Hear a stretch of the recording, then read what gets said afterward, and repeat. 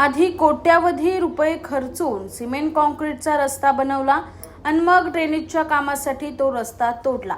त्यावर लावलेला डांबराचा मुलामा काही दिवसातच उडालाय आणि नागरिकांच्या नशिबी मात्र खड्ड्यातून प्रवास करण्याची वेळ आली। ही परिस्थिती आहे अंबरनाथ पूर्वेच्या गॅस गोडाऊनकडून लक्ष्मीनगर चौकाकडे जाणाऱ्या रस्त्याची। अनेक वर्ष डांबराचा असलेला हा रस्ता काही वर्षापूर्वी मोठ्या प्रतीक्षेनंतर सिमेंटचा झाला।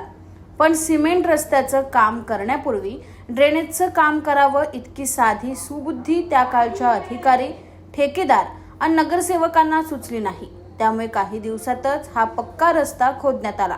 मात्र काम झाल्यावर खोदलेल्या भागावर सिमेंटऐवजी डांबरचा मुलामा मारण्यात आलाय। रहदारीचा रस्ता आणि उतार यावर असलेलं हे डांबर काही दिवसातच उडून गेलं आणि रस्ता मात्र उघडा पडला। या रस्त्याच्या मधोमध ओहोळ तयार झाला असून त्यात दुचाकी चालकांचे अनेकदा अपघात झाले आहेत। परंतु नगरपालिका लक्ष देत नसल्याने लक्ष्मीनगर टेकडीवरील रिक्षा चालक अनेकदा स्वखर्चाने या रस्त्यावर डांबर किंवा माती आणून टाकतात। पण हे तात्पुरते उपाय टिकत नसल्यानं रस्त्याची अवस्था पुन्हा काही दिवसातच बिकट बनते।